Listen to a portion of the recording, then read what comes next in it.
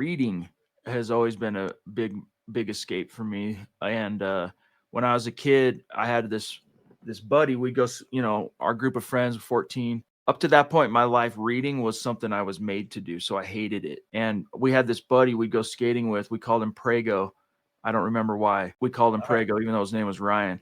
And we everywhere we went, this was back still when your parents had to pick you up and drop you off if it was a distance. But he'd always show up, and whenever we weren't skating, he'd have this paperback pocketbook. It's just a paperback book, and he'd be reading it, and we'd make fun of him like, you dork and stuff like that. And then eventually one day I said something to him, and he got pissed, and he's like, tell you what, he was reading some fantasy novel, and he's like, I tell you what, I'll make you a bet, dude. I'll bet you that if you read this book, let's see, what was it? I'll bet you that if you read this book after the first 2 chapters, if you don't want to keep reading it, I'll give you $50. And then conversely, if you do, you get through 2 chapters and you want to keep reading, then you owe me $50. And so, being probably the fact that we were inside of the other bros and stuff, I had to take the bet. Right. So I took the bet, and the next day at school, he gave me the first book to the thing he was reading at that time. And it was this book called Pawn of Prophecy by David Eddings, and it's kind of like teenage fantasy. It's fantasy, but it's more written for like the teenage reader.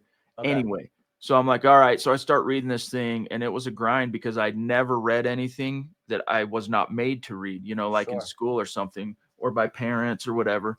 And so the first chapter or so was a grind, and I got through the second chapter, and I had to be honest with myself. I'm like, damn, dude, I want to find out what happens. Yeah. I kept reading, dude, and I lost the bet, but I read that book so fast. From that day forward, I was a escapist reader. Like anytime I was not doing something, I was reading, and I would look for reasons to just sit down and read. And I became Prego, where I had a book with me everywhere I went. So I would say reading is still an escape for me, although I don't have as much time these days, basically at night, maybe a little bit in the morning, but I love to read. Nice. That's awesome. I love that. Do you have so I'm not going to ask you for your top 5 because I know the top things change all the time for me. I imagine they probably do for other people too, depending on your mood. But if you were going to recommend 3 books to people to read to get an idea of who you are. Man, that's a good one. Well, I would say, I'd have to go Lord of the Rings. The series is like, that counts as one book. That counts as one book. Yeah, I mean, you got to read it all. It was written as one book. Publisher made him split it into 3. I would say Confessions of an Economic Hitman. I forget the author's name.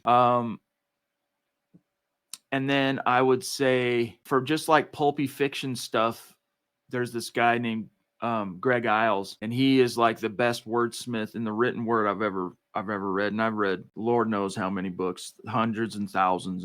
But his book Natchez Burning, which then spawned a little bit of a series.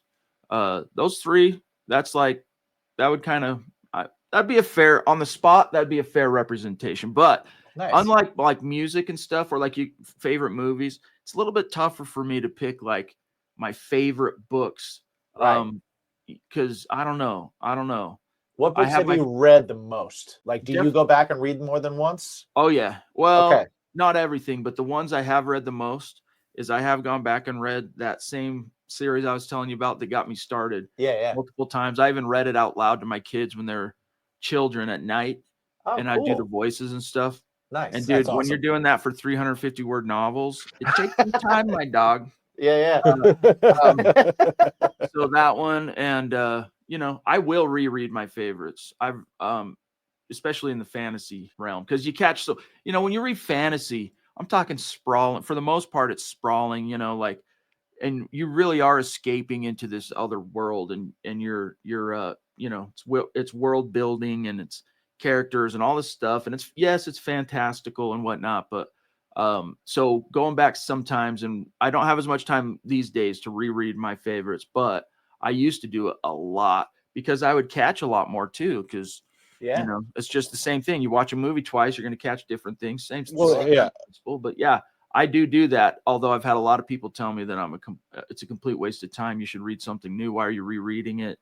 And it's more of a comfort thing, you know. It's more of like Sure, whatever. Well, I was gonna make the people like listen you to the said. same music over and over. You know what I Yeah. mean? Yeah. People Well, watch the same movies over and over. I was gonna say the same. You know, like you said with the movies and stuff. A lot of people go back and they go, "Oh, I missed this in a movie. I missed this in a movie." Yeah. But like as you're reading, and you're basically creating a movie in your mind, right? You're multitasking. You know, with a movie, you're just processing visually, and you know. But like with this, you're reading, you're doing work, but you're also doing work in your brain. And yeah, of course, you're gonna miss tons of stuff. I'm sure you catch so much cool shit after the fact. Yeah, and the movie in your head is way better than whatever movie would be made of it. Well, that's why people are like, "Oh, the book was better."